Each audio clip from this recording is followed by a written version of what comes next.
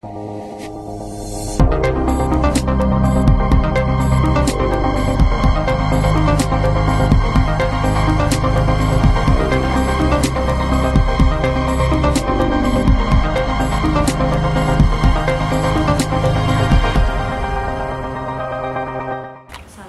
warahmatullahi wabarakatuh. Saya Nur Fajrina dari BEM FIB Hutan. Pada hari ini kami mengunjungi Perpustakaan Provinsi Kalimantan Barat. Dan sekarang saya bersama salah satu pustakawan, Ibu Welasati. Jadi kami akan menanyakan ya seluk-beluk tentang Perpustakaan Provinsi di sini. Bu, bisa tolong ceritain sejarah singkat tentang Perpustakaan Provinsi?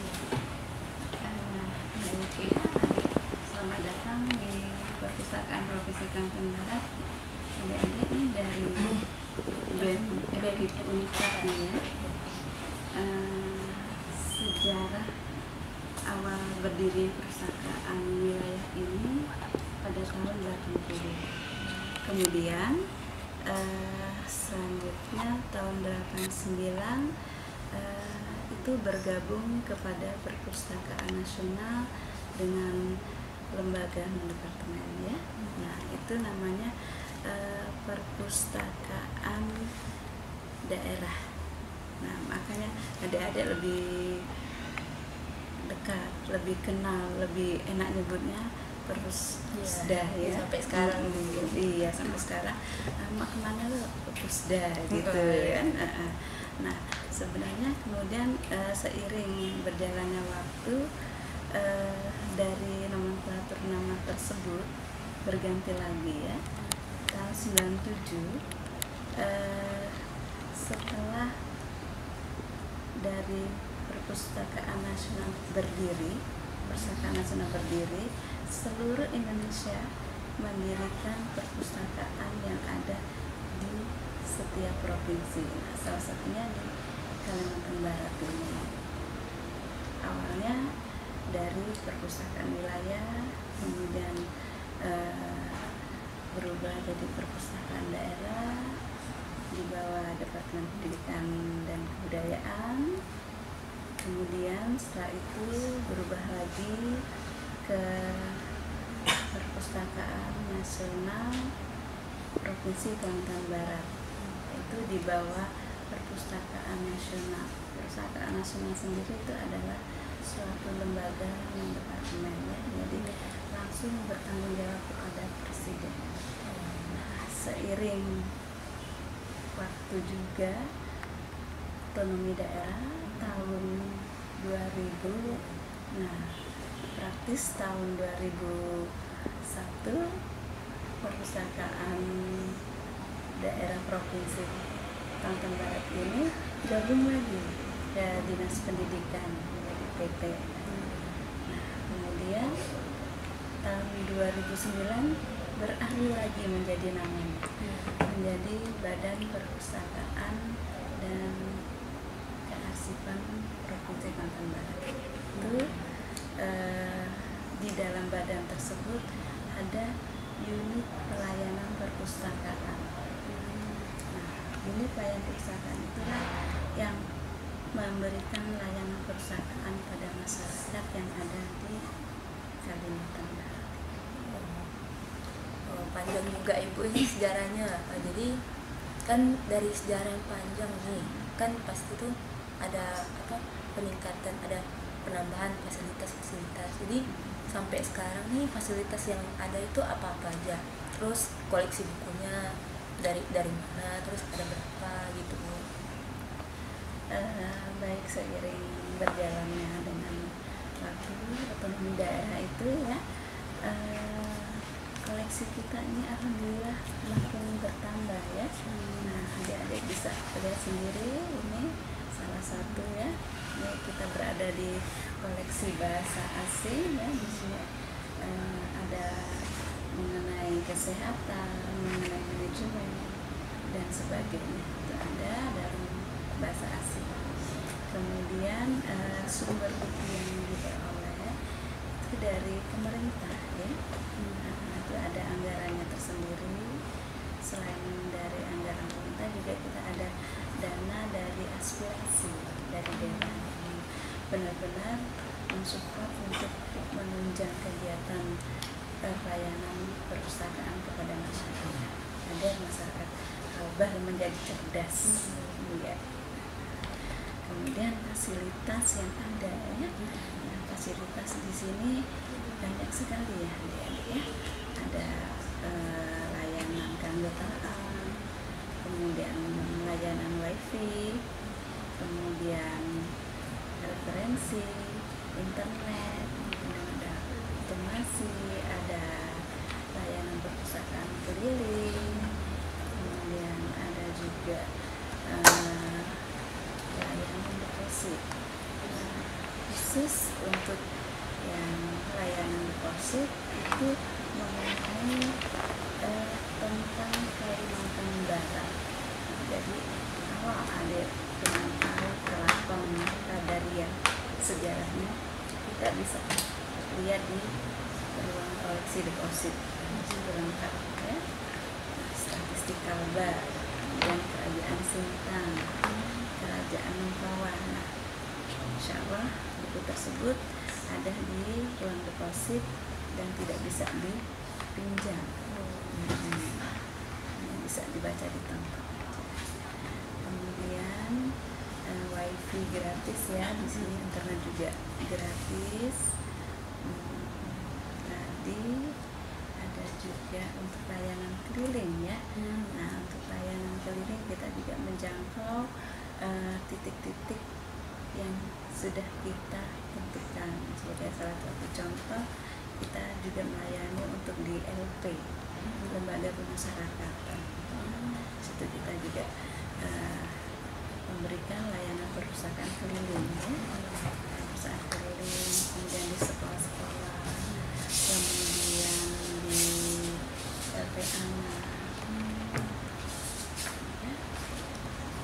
Kalau boleh tahu koleksi buku yang ada di sini kira-kira ada berapa? Koleksi di sini jumlahnya kurang lebih hampir 150.000 eksemplar. Itu koleksinya dari awal, dari tahun berapa sampai sekarang ya Bu ya? Iya. Tahun berapa? Dari sejak berdirinya perpustakaan dari perpustakaan wilayah sampai menjadi badan perpustakaan kearsipan dan dokumentasi. Berarti tahun 80-an ya Bu ya. Kalau misalnya ada buku yang rusak atau hilang gitu gimana Bu? Misalnya ada yang kayak buku yang cacat gitu, apa masih dipajang atau disimpan di tempat lain atau dimanakan gitu? Nah, untuk yang buku rusak ya, itu biasanya ada perbaikan. Nah, kita lihat buku tersebut intensitas pemakainya itu tinggi, nah itu buku tersebut akan kita perbaiki. Jadi masih bisa dimanfaatkan pada masyarakat. Jadi kita ada program untuk perbaikan bahan pustaka. Itu kalau sumber bukunya ini apa cuma dari pemerintah gitu? Kalau misalnya ada yang mau menyumbangkan bukunya bisa nggak Bu? Untuk tadi sumbernya ya, selain dari pemerintah ada juga ya itu yang namanya hadiah dari masyarakat, kita juga menerima ya. Mungkin masyarakat sudah selesai membacanya, bukunya masih layak untuk bisa dikonsumsi pada masyarakat atau mahasiswa, kita tidak menutup kemungkinan untuk menerima. Jadi buku tersebut akan kita olah dan kita layankan kepada pemakai masyarakat. Oh ya Bu, kalau misalnya membaca di sini, apakah harus menjadi anggota kalau untuk baca atau minjam buku di perpustakaan provinsi ini? Kalau untuk membaca itu tidak harus menjadi anggota. Jadi siapapun boleh datang ke perpustakaan. Yang namanya perpustakaan itu milik masyarakat, milik rakyat. Jadi siapapun boleh untuk membaca di sini, tidak memandang usia, agama, tingkat pendidikan, itu tidak diabaikan semuanya. Jadi siapa yang ingin membaca di perpustakaan, monggo silakan. Jadi tidak ada keterbatasan, misalnya ada kakek-kakek atau anak-anak kecil nggak boleh ke perpustakaan, tidak. Jadi tujuan perpustakaan itu adalah untuk mencerdaskan masyarakat, ya. Dan juga bagi anak-anak untuk menumbuhkan minat baca. Kalau tadi kan ibu bilang nggak mesti jadi anggota, tapi kalau misalnya yang mau jadi anggota itu syarat-syaratnya apa aja, Bu? Nah, untuk menjadi anggota perpustakaan ya, kita ini menjadi anggota perpustakaan gratis ya, deh ya.